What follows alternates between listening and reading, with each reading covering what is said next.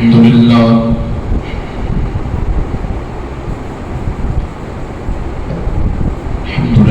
رب العالمين والعاقبة للمتقين والصلاة والسلام على سيد الأنبياء والمرسلين وعلى آله وأصحابه أجمعين أما بعد فأعوذ بالله من الشيطان الرجيم بسم الله الرحمن الرحيم كل نفس ذائقة الموت قال الله تبارك وتعالى ربنا اغفر لنا ولإخواننا الذين سبقونا بالإيمان قال الله تبارك وتعالى ربنا اغفر لي ولوالدي وللمؤمنين يوم يقوم الحساب صدق الله مولانا العظيم إن الله وملائكته يصلون على النبي يا أيها الذين آمنوا صلوا عليه وسلموا تسليما الصلاة والسلام عليك يا سيدي يا رسول الله وعلى آلك وأصحابك يا سيدي يا حبيب الله بلند آواز سے پڑھیے الصلاة والسلام عليك يا سيدي يا رسول الله وعلى آلك وأصحابك يا سيدي يا حبيب الله. کون کہتا ہے کہ مومن مر گئے، قید سے چھوٹے وہ اپنے گھر گئے.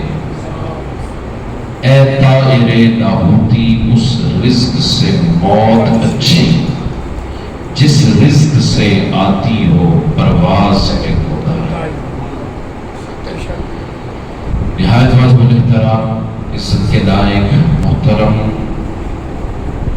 و محتشم جناب قاری حافظ محمد حنیف صاحب دامت برکاتہم، نہایت عزت کے لائق میرے محترم میرے محتشم ثنا خان مصطفیٰ اور واجب الاحترام جناب محترم مبشر بھائی دامت برکاتہم اور دیگر سامعین و حاضرین، وقت چونکہ کافی ہو چکا ہے اس لیے میں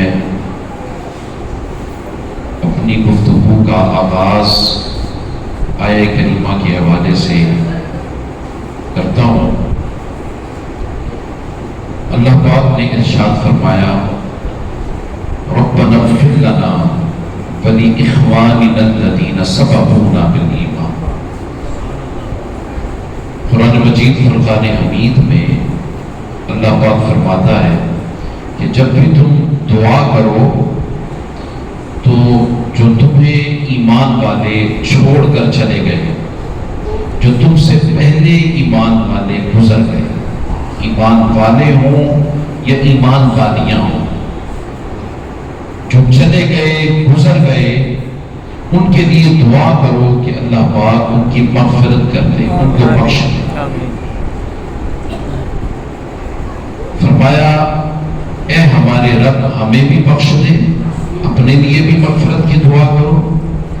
ولی اخوان اور جو تمہارے بھائی ہیں جو سبقونا بالایمان الذین سبقونا بالایمان، کہ جو تم سے پہلے ایمان لانے میں سبقت کر گئے. اب جو یہ کہتے ہیں کہ لیس للانسان الا ما سعی، کہ انسان کے لیے صرف وہی ہے جو اس نے اس دنیا میں کمایا، اور جب وہ اس دنیا سے رخصت ہو جاتا ہے، وصال کر جاتا ہے، انتقال کر جاتا ہے، تو کوئی چیز اس کے کسی بھی کام آنے والی نہیں. یعنی ہم یہ جو اصالہ ثواب کی محافل سجاتے ہیں، کوئی گل خوانی کرواتا ہے، کوئی اس کو ختم پاک کا نام دیتا ہے، کوئی 7 دن کے بعد ساتھے کا نام دیتا ہے، کوئی 7ویں کا ختم کہتا ہے، اور کوئی چہلم کی محافل کراتا ہے، کوئی سالانہ عرس کرواتا ہے. تو جیسے ہم اپنے محترم اپنے محتشم سابق امام مسجد اعظہ حضرت علامہ مولانا عبدالغفار صاحب رحمت اللہ تعالی علیہ، ان کے یہ اصالہ ثواب کی محفل پر ہم جمع ہوئے ہیں، جو سالانہ اصالہ ثواب کی محفل۔ سب سے پہلے یہ بات ذہن نشین کر لیں کہ یہ دن کو خاص کرنا، دن کو خاص کرنا، جو اعتراض کرتے ہیں کہ تم دن کو خاص کیوں کرتے ہیں، انہیں ایک سادہ سا جواب ہے کہ بھئی جب مہمانوں کو بلایا جاتا ہے تو جب آپ اپنی شادی، اپنے بچے کی شادی یا ولیمہ ہوتا ہے تو دن کو خاص کرتے ہیں کہ نہیں کرتے؟ بولے کرتے ہیں نا۔ تو جب دن کو خاص کرنے کا مقصد یہ ہوتا ہے کہ بہت سارے افراد اس ایک دن میں اپنا وقت نکال کے تشریف لے آئیں اور اس وقت سے اس وقت تک بیٹھ کر جو ہم سے بچھڑ گئے ہیں ان کے لیے کوئی صدقہ کر لیں، کوئی درود پاک پڑھ لیں، کوئی قرآن پڑھ لیں، کوئی محفل نعت کروا لیں، کوئی خطاب، کوئی ہدایت کی بات سن لیں، کوئی عقیدے کو مضبوط کر لیں، کوئی دین اسلام کی بات کر لیں، تو یہ سب کچھ جمع ہو کر ایک جگہ پر جو کرتا ہے وہ دین کی مخالفت ہرگز نہیں کرتا، بلکہ یہ دین کی ہی بات ہے۔ حضور علیہ السلام خود ہر عید پر صحابہ کرام کو لے کر، آپ جہاں غزوہ احد ہوا تھا میدان احد جایا کرتے تھے، اور اسی طرح حضرت شاہ عبدالحق محدث دہلوی رحمۃ اللہ تعالیٰ علیہ وہ بھی فرماتے ہیں کہ دن کو خاص کرنا یہ کوئی ایسا نہیں ہے کہ جو پہلے دن میں اس میں اسلام میں نہیں تھا، دین میں نہیں تھا، بعد میں کیا، پھر دن کو خاص کر لینا کوئی ایسی بری بات نہیں ہے۔ لوگوں کو جمع کر کے لوگوں کے لیے آسانی پیدا کرنا، ایک یہ بات۔ دوسری بات یہ ہے کہ جو یہ کہتے ہیں کہ آپ پرخانی کروا رہے ہیں، آپ چیلم کروا رہے ہیں، اس کا میت کو کوئی فائدہ نہیں، تو حدیث بخاری کے الفاظ ہیں کہ رسول اللہ صلی اللہ علیہ وسلم دو قبروں کے قریب سے گزرے اور آقا کو جہاں صلی اللہ علیہ وسلم کے ساتھ صحابہ کرام تھے، آقا نے دونوں قبروں کو دیکھا اور آقا نے فرمایا ان دونوں قبروں پر عذاب ہو رہا ہے، یا رسول اللہ صلی اللہ علیہ وسلم ان کو عذاب ہو رہا ہے؟ آقا نے فرمایا ہاں، کس وجہ سے ہو رہا ہے؟ آقا نے فرمایا ایک پیشاب کے چھینٹوں سے نہیں بچتا تھا اور دوسرا غیبت کرتا تھا۔ اتنی بات ارشاد فرمانے کے بعد آقا نے فرمایا ادھر سے درخت کی ٹہنی توڑو۔ وہ درخت کی ٹہنی توڑی یا حضور علیہ السلام نے خود توڑی اور خود توڑ کر اس کے دو حصے کیے، ایک کو ایک کی قبر پر رکھا اور دوسرے کو دوسری کی قبر پر رکھا۔ آقا نے فرمایا جب تک یہ تروتازہ رہے گی، یہ ہری رہے گی، سبز رہے گی، اس وقت تک اللہ پاک ان قبر والوں سے عذاب کو اٹھا لے گا۔ اور اس کی وجہ کیا ہے؟ وجہ یہ ہے کہ جو سبزہ ہوتا ہے نا، سبزہ وہ زندگی کی علامت ہوتا ہے، تو فرمایا کہ یہ جو ہری ہے یہ اللہ کی تسبیح کر رہی ہے، یہ جو تسبیح کر رہی ہے اس کے تسبیح کرنے سے اور اللہ رب العزت کی حمد بیان کرنے سے اور اللہ کا ذکر کرنے سے فرمایا وہ جو قبر والا ہے اس کا عذاب اللہ نے اٹھا دیا۔ تو علماء فرماتے ہیں کہ جب ایک اشرف المخلوقات میں سے نہیں ہے وہ ٹہنی، وہ درخت کی ہری ٹہنی، فرمایا اے بندے تو اشرف المخلوقات میں سے ہے اور حضور کا امتی ہے، اگر ایک ٹہنی اللہ کا ذکر کرے تو اللہ رب العزت کو یہ گوارا نہیں کہ قبر میں اپنے بندے کو اور محبوب کے امتی کو عذاب دے، اور بندہ جب قرآن پڑھ کر جو کلاموں کا بھی سردار ہے اور جب حضور کی سنت کو دیکھتے ہوئے قبر میں قرآن پڑھے گا تو پھر اللہ رب العزت اس قبر والے کا عذاب بھی اٹھا لیتا ہے۔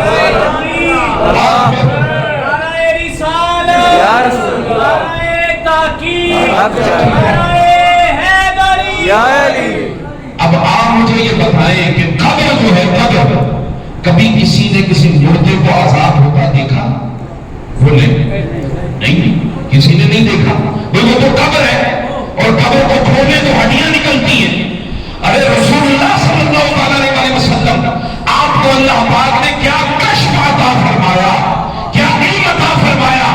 وہ عالم برزخ، وہ قبر کی زندگی جو انسان کی آنکھ سے غیر ہے. مصطفیٰ نے یہ نہیں کہا کہ باری تعالیٰ ان قبر والوں کے قریب سے گزر رہا ہو، ذرا میرے لیے پردے ہٹانا، تو انہیں کیا عذاب دے رہا ہے. نہیں فرمایا، نہیں، بس قبر کے قریب سے گزرے، توجہ کی، قبر والوں کی حالت میرے مصطفیٰ کو پتا چل گئی، پتا چل گیا کہ کس وجہ. اچھا، ایک تو ہے عذاب ہوتا دیکھ رہے ہیں، اور دوسرا وہ غیبت. غیبت بھی بندہ مجلس میں نہیں کرتا. غیبت کرنی ہو تو ذرا چھپ کر کی جاتی ہے، ایسا ہی ہے نا. اور یار اپنوں سے، 2 سے 4 سے 5 سے، اور یار وہ فلاں بندہ ہے جو ہے فلاں سادی کی عادت ہے نا. سادات ہے مطلب شعار ہے. اسی لوگوں تک لاہوری نہیں بنتے، پنجابی نہیں بنتے، پاکستانی نہیں بنتے جن تک اپنے فرادی غیبت نہ کر لیں گے. اچھا، وہ جو غیبت ہے وہ ایسا گناہ ہے جو معلوم نہیں وہ کب کس سے کرتا ہوگا، مگر حضور کو پتا چل گیا کہ غیبت کی وجہ سے عذاب ہو رہا.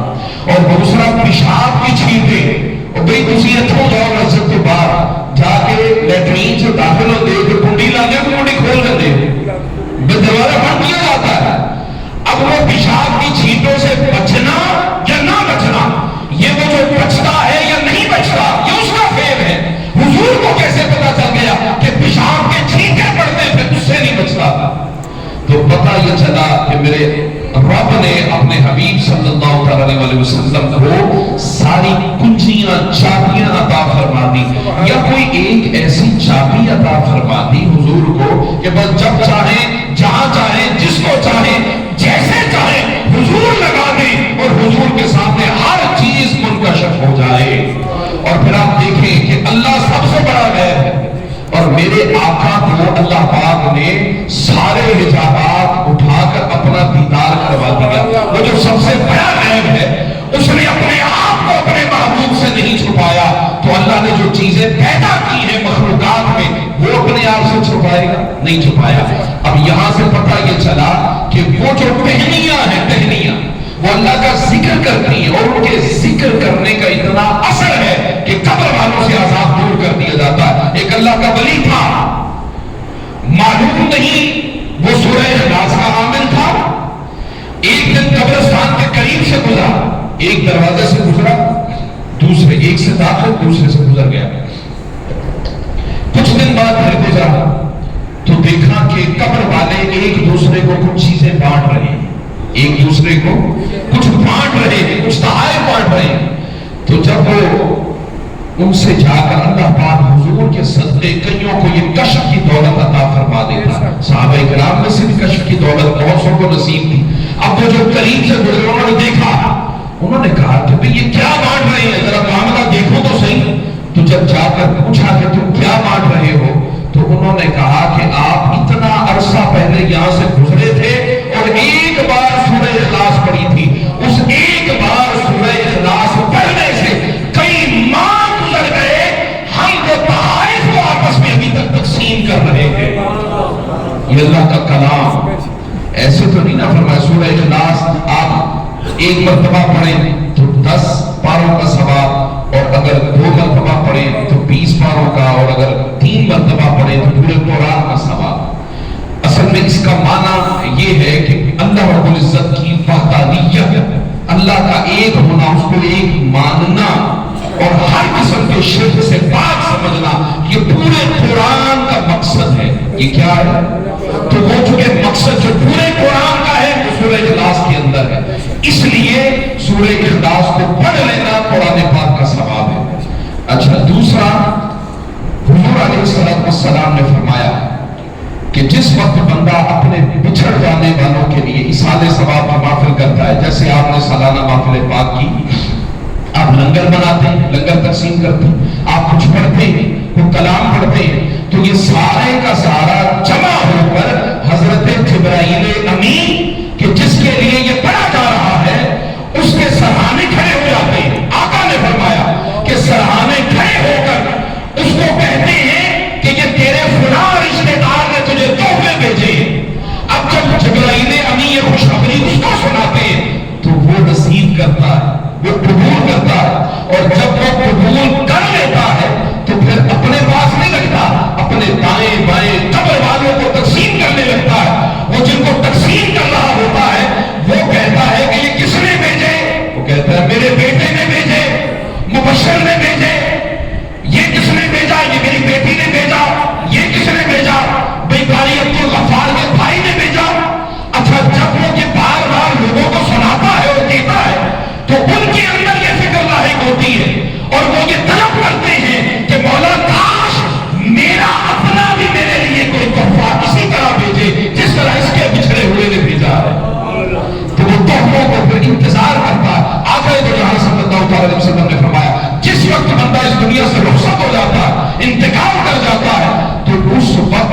اس سے 3 سوال ہوتے ہیں. وہ 3 سوال کیا ہوتے ہیں؟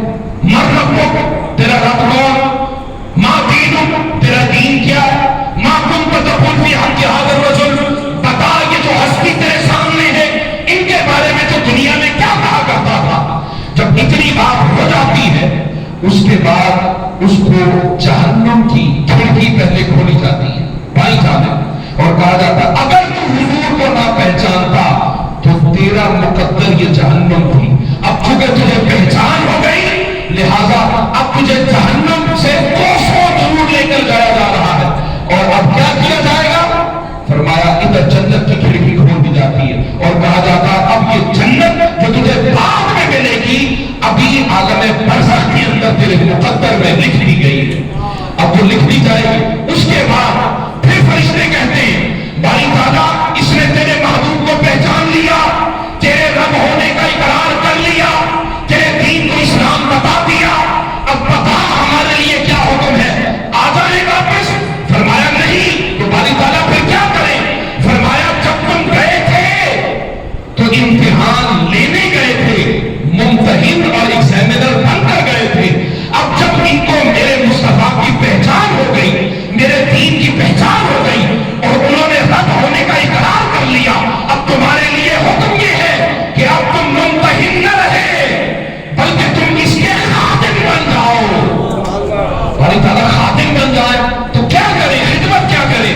فرمایا اسے جنت کا لباس پہنا دو. اسے جنت کا لباس پہنایا جاتا ہے. باری تعالیٰ لباس پہنا دیا.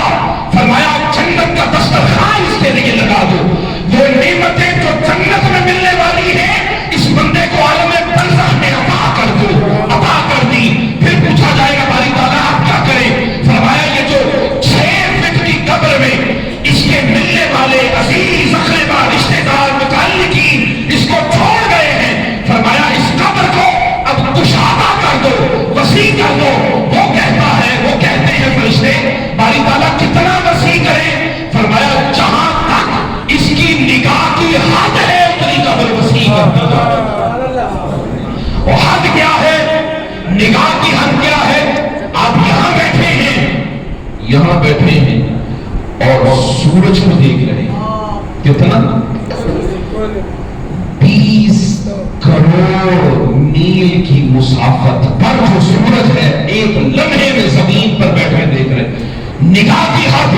اور کہا جاتا ہے یہ تو ہے سورج، سورج سے بھی بڑے ستارے جو یہ آنکھ دیکھ رہی ہے وہ سورج سے کروڑوں اربوں میل کی مسافت پر ہے. اور اربوں میل یہ نہیں موٹر سائیکل سائیکل دی، گڈی دی، BMW دی، فارچون دی نہیں، بلکہ یہ کون سی ہے؟ یہ سپیڈ ہے نوری سپیڈ. کتنی؟ Speed of light. وہ سپیڈ آف لائٹ کتنی ہے؟ آپ یہاں سے موبائل پر امریکہ یوں دباتے ہیں بٹن تو رنگنگ ہونے لگتی ہے. زمین کے ایک کونے سے دوسرے کونے تک وہ 1 سیکنڈ کے اندر اتنا سفر جو طے کرنے والی ہے وہ آپ کی آنکھ اس سے کروڑ درجے زیادہ ہے. آپ کی آنکھ کی روشنی اس سے بہتر ہے، اس روشنی سے بہتر ہے. تو پھر آپ کی کہاں تک جاتی ہے؟ وہ ستاروں تک. تو اس کی قبر کتنی وسیع ہے بولیں. اسی لیے آقا نے فرمایا جو مومن کی قبر ہے القبر مومن روضۃ من ریاض الجنہ، جو مومن کی قبر ہے وہ جنت کے باغوں میں سے باغ ہے. جنت کے باغوں میں سے باغ ہے. تو جو جنت ہے اس کی کوئی لمٹ ہے؟ اس کی کوئی لمٹ نہیں ہے. یہ دنیا اس جنت کے سامنے ایک قطرہ بھی نہیں ہے. جنت کو اللہ پاک نے اتنا وسیع بنایا تو اس کی قبر جو ہے وہ اسی دھرتی پر جو ہم دیکھ رہے ہیں 6-7 فٹ کی، اب وہ 6-7 فٹ کی نہیں ہے بلکہ مومن کی قبر حضور کی پہچان کی وجہ سے حد نگاہ تک وسیع کر دی گئی. اب اسے کہا جاتا ہے، فرشتے کہتے ہیں نم. باری تعالیٰ اب ہم نے یہ بھی کر دیا، یہ بھی کر دیا، یہ بھی کر دیا. فرمایا اس کو بہت سو جائے. وہ کہتے ہیں نم، سو جا کنومت العروس. جس طرح پہلی رات کی دلہن سوتی ہے جبکہ پہلی رات کی دلہن نہیں سوتی. کہا کہ سو جا. وہ کہتا نہیں ابھی نہیں سوتا. تو پھر کیا کرو گے؟ وہ کہتا ہے کہ پہلے اپنے گھر میں جا کر بتا کے آؤ کہ جس کی خاطر مر کر گیا تھا اس کی پہچان ہو گئی. جس کی خاطر مر کر گیا تھا पहचान हो गई, अब मैं कामयाब हो गया। अब जब वो कामयाब हो जाता है तो फिर हदीस पाक में आता है कि वो मैयत घर आती है, चक्कर लगाती है, और हदीस पाक में आता है हर जुमेरात, चाहे वो मेरी माँ हो या मेरा वालिद हो, चाहे वो नासिर साहब की माँ हो, चाहे वो कोई भी हो, किसी का चाहने वाला, मुबश्शिर के वालिद हो, हाफिज अब्दुल गफ्फार, उस वक्त जुमेरात के दिन उसकी रूह दरवाजे पर खड़ी होती है और खड़ी होकर इंतजार करती है कि है मेरा कोई चाहने वाला यहाँ पर जो मेरे लिए इज़हारे सवाब करे, जो मेरे लिए कुछ भेजे। उस वक्त वो देखती है कि मैं जिन्हें पीछे छोड़ कर आया हूँ वो मुझे याद भी करते हैं कि नहीं, मेरे लिए हाथ उठाकर दुआ भी करते हैं कि नहीं। और जब वो देखता है, और यहाँ तो महफिल सजी होती है, वो तो कहता है शुक्र अगर सुन्नियां के घर पैदा हो, वो शुक्र अदा करता है। यकीन जाने नासिर साहब, मैंने कई ऐसे जनाजे अटेंड किए, उसके बाद जब वापस आया तो वहां पर मना किया जाता है कि तुम वापस ही आए हो, जाओ वापस चले जाओ, यानी कोई शौक नहीं है। हुजूर अलैहिस्सलाम सहाबा-ए-किराम रज़ियल्लाहु तआला अन्हुम अजमईन, जब उनका इंतकाल होता तो हुजूर 3 दिन तक मस्जिद नबवी शरीफ में बैठते थे। हुजूर अलैहिस्सलाम एक दिन नहीं, 2 दिन नहीं, 3 दिन नहीं, और आका ने फरमाया सोग के दिन है 3, और जो बेवा है जिसका शौहर फौत हो जाए उसके दिन है 4 माह और 10 दिन। सबसे ज्यादा सोग जो है वो सिर्फ उसी का है जो बेवा हो जाए, जो औरत बेवा हो जाए।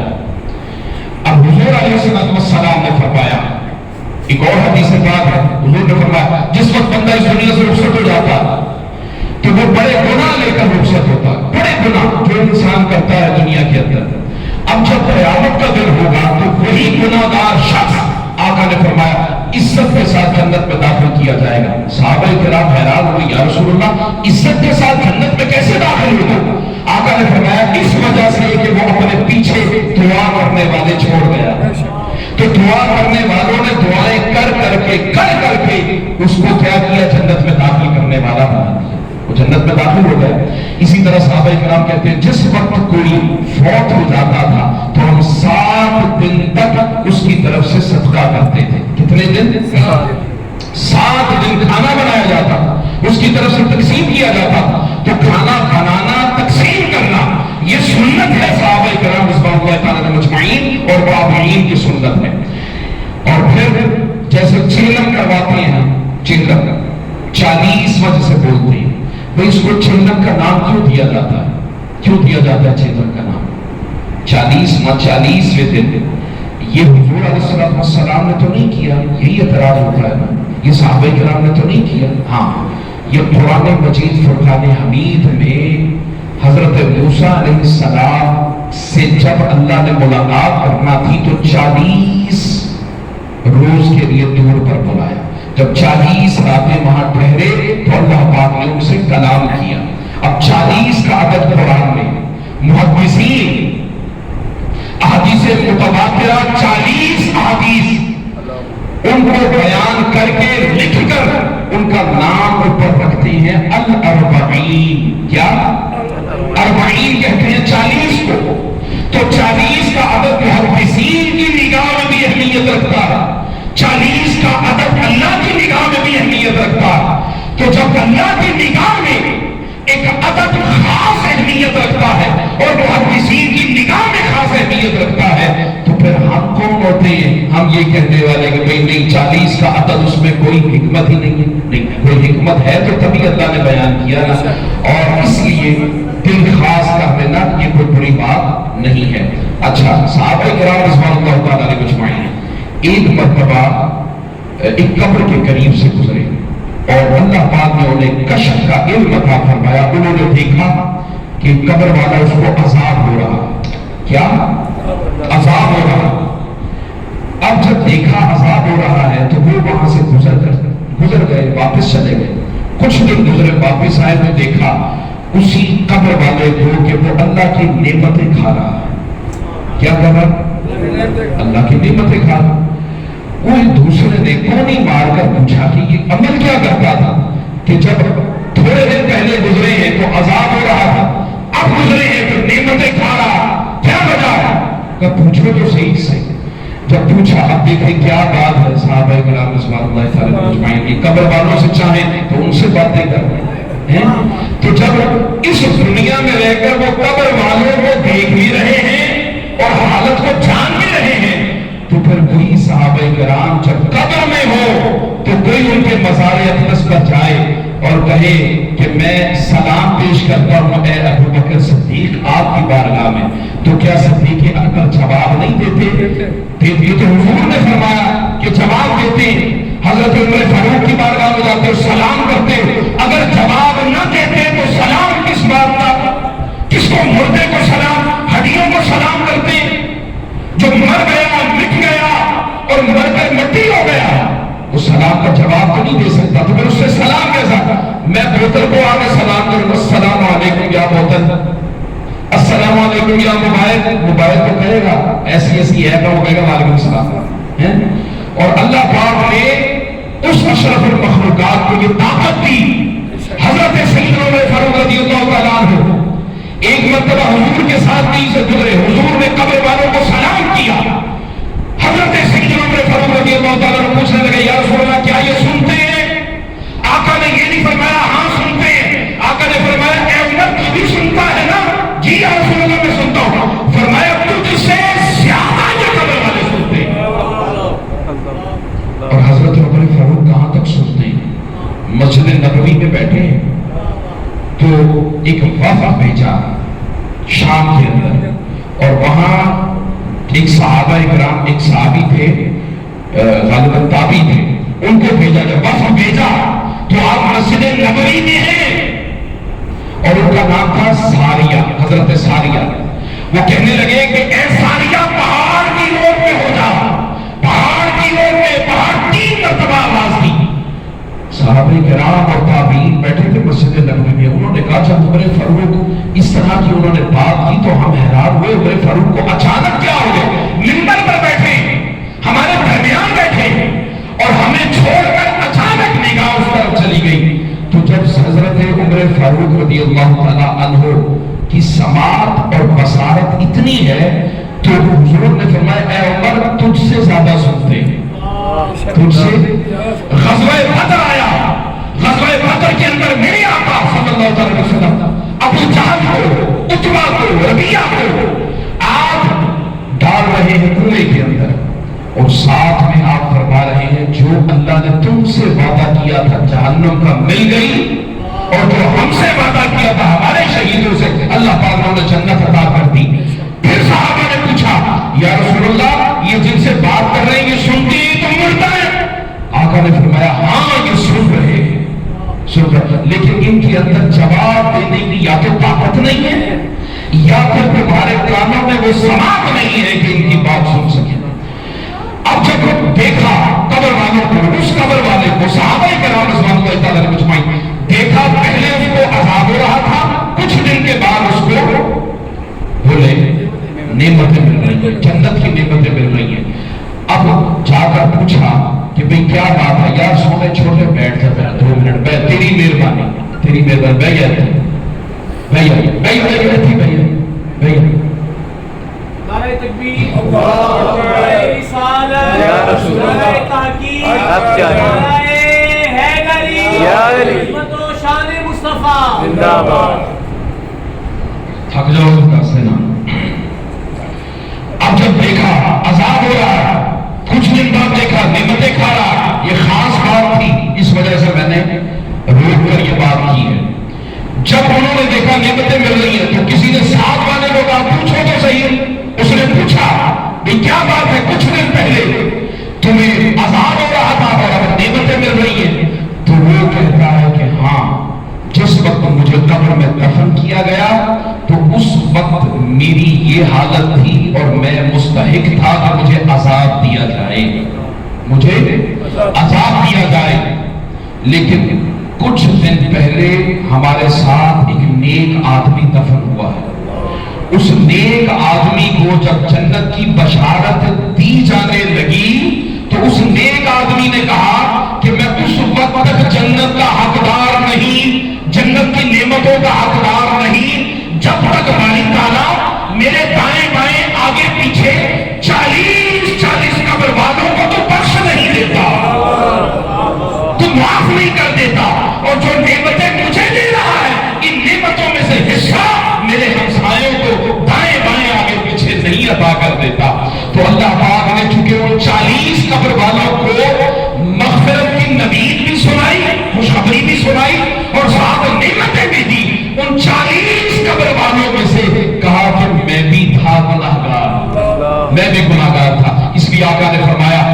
اپنے مردوں کو نیک لوگوں میں دفن کیا کرو. کیا کیا کرو؟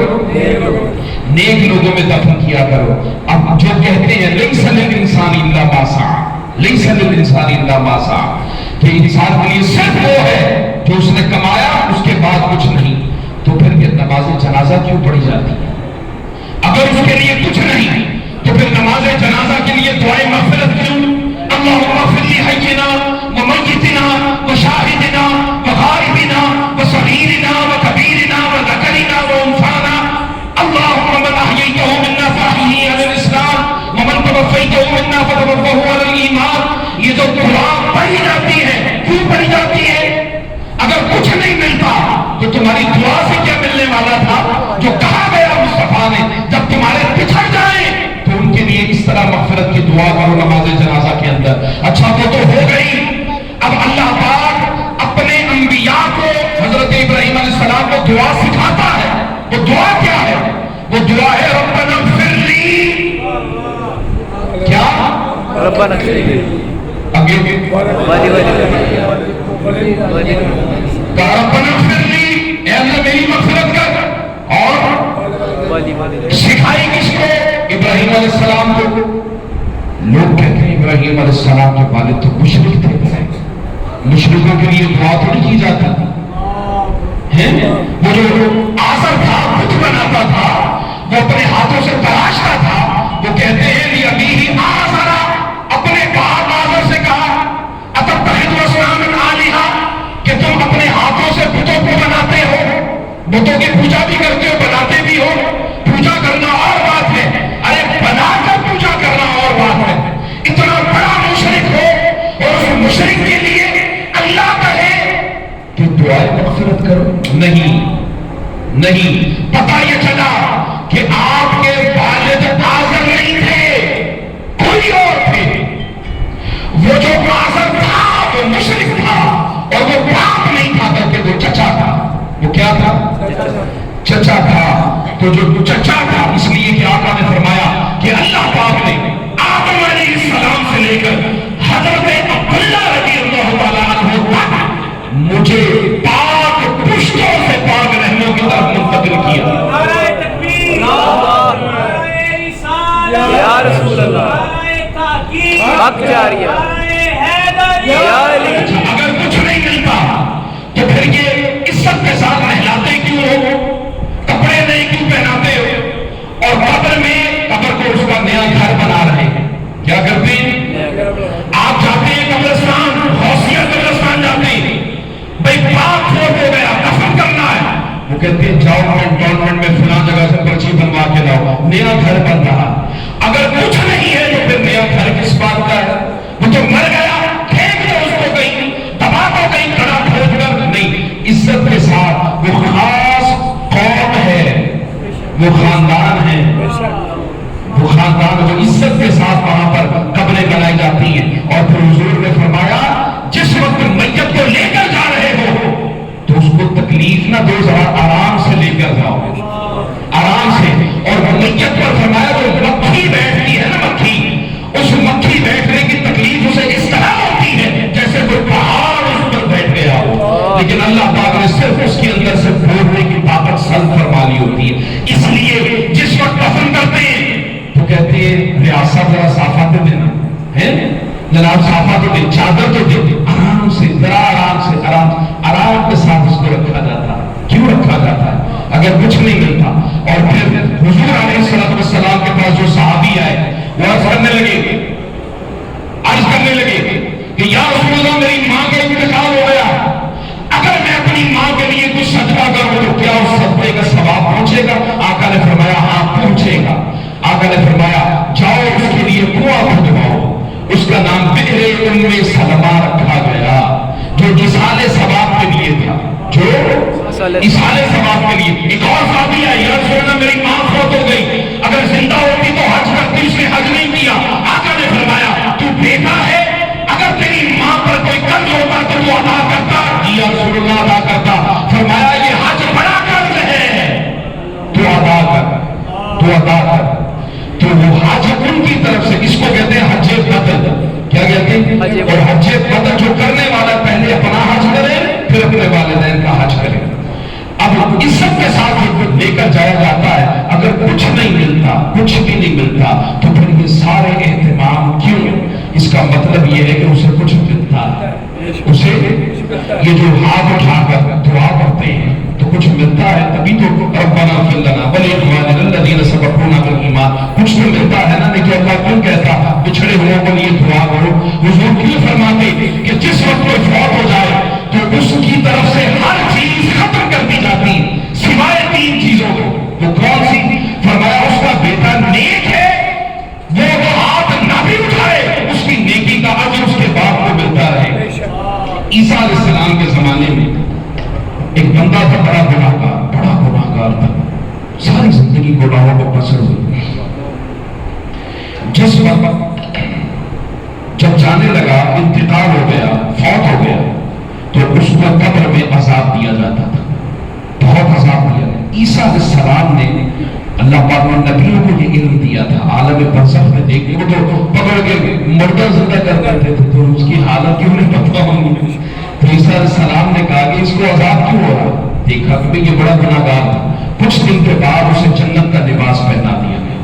عیسیٰ علیہ السلام نے پوچھا باری تعالیٰ یہ کیا؟ ابھی گناہگار تھا، عذاب کا مستحق تھا، عذاب ہو رہا تھا، اور اب جنت کا لباس پہنا دیا گیا؟ فرمایا ہاں، جنت کا لباس پہنا دیا گیا اس لیے کہ اس وقت جو صحائف تھے یا کتابیں تھیں، جس طرح ہم قرآن کے لیے بچے کو بھیج دیے نا مدرسے میں، تو وہ بچہ تھا چھوٹا جس وقت میں فوت ہوا، پھر بچہ بڑا ہوا، جب بڑا ہوا 3-4 سال کا، تو اس کی ماں نے اس کو مدرسے میں داخل کروایا، جو اس دور میں جو بھی مدرسہ تھا مدرسے میں داخل کروایا۔ آج اس نے اللہ کے کلام کا پہلا حرف پڑھا ہے، تو میری خیرت نے یہ گوارا نہ کیا کہ اس کا بچہ میرا کلام دنیا کے اندر تلاوت کرے اور زمین کے نیچے اس کا باپ عذاب دیا جائے۔ فرمایا نہیں، میں نے اس کا بھی عذاب اس سے چھین لیا، اٹھا لیا گیا۔ تو جو اپنے بچوں کو قرآن کی تعلیم دیتے ہیں، جو اپنے بچوں کو علم دین سکھاتے ہیں، یا ایسا علم جو علم نافع ہے، چاہے ڈاکٹر بناتے ہیں، چاہے انجینئر بناتے ہیں، یا ایسا علم جس سے لوگوں کو فائدہ ہوتا ہے، سول انجینئر بناتے ہیں، تو پھر اس بندے کو یہ کہنے کی ضرورت نہیں ہے ہماری تعالیٰ جو میں یہ نیک عمل کی اس کا ثواب میرے باپ کو پہنچے۔ حضور نے فرمایا اس کو پہنچے گا، کیا؟ اس کو پہنچے گا۔ تو فرمایا علم نافع، نفع بخش علم جو ہے وہ بھی اس کو فائدہ دیتا رہے گا۔ تو اس کا صدقہ جاریہ، جو صدقہ ہے، جیسے مسجد بنا دی کس نے، کسی کو پانی پلا دیا، یہ سارے صدقات جتنے بھی ہیں یہ سارے کے سارے، یا دین کی تعلیم کسی کو دلوا دی، یا کوئی بھی نیکی کا کام کر دیا صدقہ جاریہ، اس کا اجر بھی اس کو ملتا رہے گا۔ اور تیسرا فرمایا صدقہ جاریہ، علم نافع، اور تیسرا ایک اور ہے، وہ کیا ہے؟ خود دین کا علم اس نے پڑھا ہے، یہ بھی اس کو اس کے مرنے کے بعد فائدہ پہنچائے گا، فائدہ دے گا۔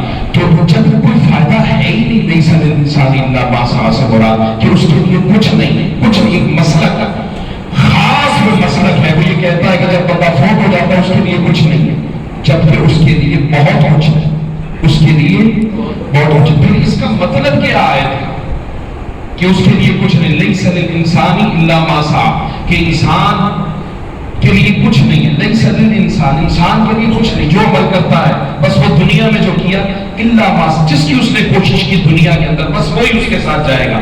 یہ کس کے لیے؟ یہ کافروں کے لیے۔ یہ آیت کا مصداق کون ہے؟ کافر ہیں، کہ کافروں نے جو اس دنیا میں عمل کیا وہ اس دنیا کا عمل ان کے ساتھ قبر میں جائے گا، بس وہ دنیا میں تھا جو کچھ کیا، آگے ان کے لیے کچھ نہیں۔ رہی بات ایمان والے کی، تو ایمان والے کی تو زندگی قبر سے شروع ہوتی ہے، تو اس کے لیے کچھ نہیں۔ ارے جو کچھ وہ کر گیا ہے اسی کا تو اجر اس کو مل رہا ہے، اسی کا تو ثواب مل رہا ہے۔ حافظ عبد الغفار صاحب رحمۃ اللہ تعالیٰ علیہ ساری زندگی اس مسجد کی خدمت کرتے رہے، امیری غریبی مقدر اور قسمت کی بات ہے۔ کچھ امام ایسے بھی ہیں، عبد الرحمن السدیس جیسے، وہ بھی اللہ کے گھر کے امام ہیں، اور عبد الغفار بھی اللہ کے گھر کا امام تھا۔ ہمارا جو امتیاز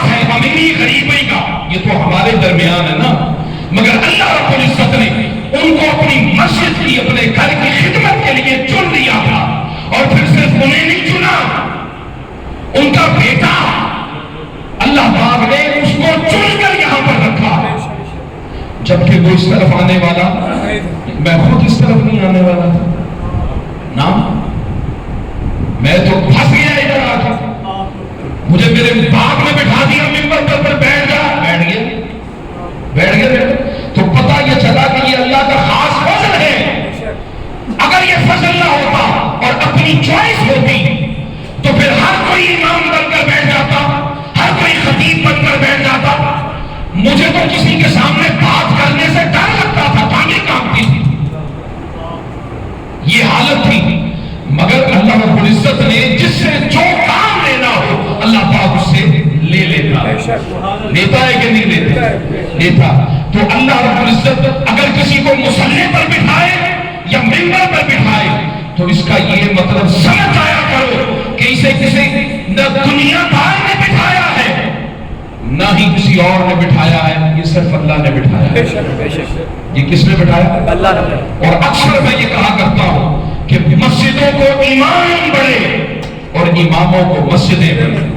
کیوں؟ اس لیے کہ یہ فیصلہ میرا اور تمہارا نہیں ہے، یہ صرف خدمت کا فیصلہ ہے۔ اللہ پاک نے جس سے جو کام لینا ہو اللہ پاک لے لیتا ہے۔ یہ جس نے ونڈو 97 کے 98 بنائی تھی، جس نے، کون کیا نام تھا اس نے؟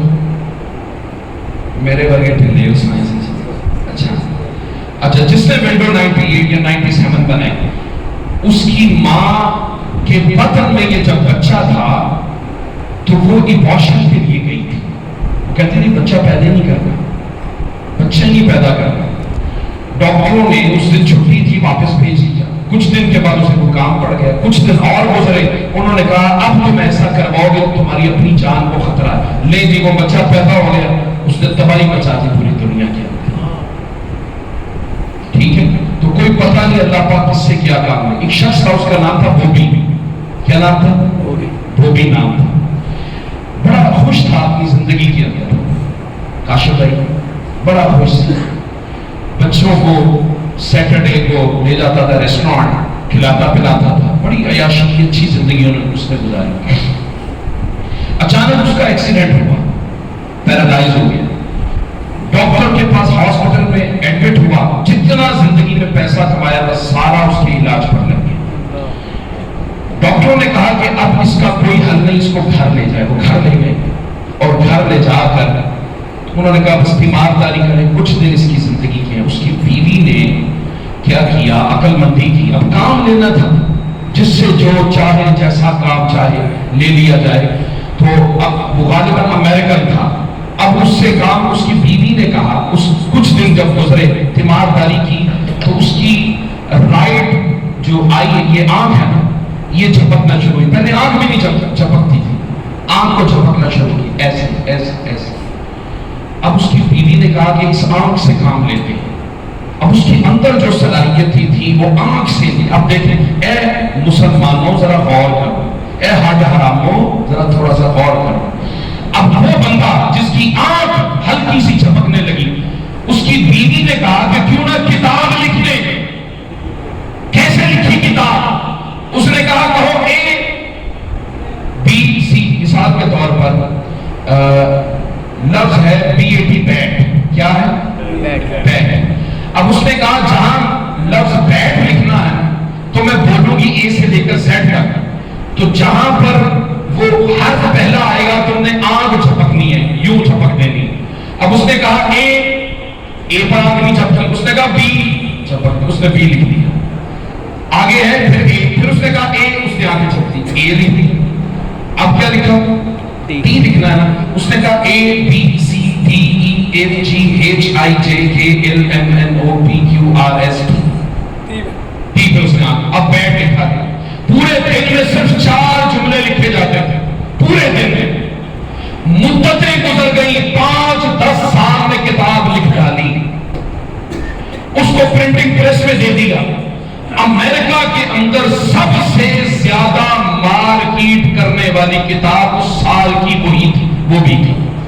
اب پھر اس کو ایوارڈ ملا سب سے زیادہ بکنے والی کتاب، موٹیویشن کے طور پر، لوگوں کے لیے موٹیویشن کے طور پر۔ اب جب کتاب چھپ کر آ گئی تو اس کی بیوی نے اس کو خوشخبری اور خوشخبری دینے لگی. وہ کہنے لگی کہ میں تمہیں خوشخبری سناتی ہوں کہ تمہاری کتاب کو امریکہ کے صدر نے ایوارڈ دیا ہے.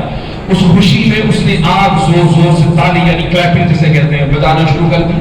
آگ بس وہ آگ جھٹکتا رہا کہ اچانک آگ رک گئی. رک گئی, اس کی روح پرواز کر گئی تھی, مر گیا تھا. یعنی وہ ہے ایک کافر ہے. ہم ایمان والے ہیں, ہماری ذمہ داری بچہ پیدا ہوتا ہے, بہن کی ذمہ داری بھی لڑکے پر, ماں کی ذمہ داری بھی لڑکے پر, باپ ہے ساری ذمہ داری لڑکے پر. اپنے بچے ہیں, تعلیم حاصل کرو, بڑے کرو, پھر شادیاں کرو. شادیاں کرنے کے بعد اس کے بعد ان کے بچے ہوتے ہیں, ان کو پالو. اپنے جوائی پالو, جوائیوں کے پھر بہنوں کو پالو, ان کے رشتہ دار اور خاندانوں کو پالو.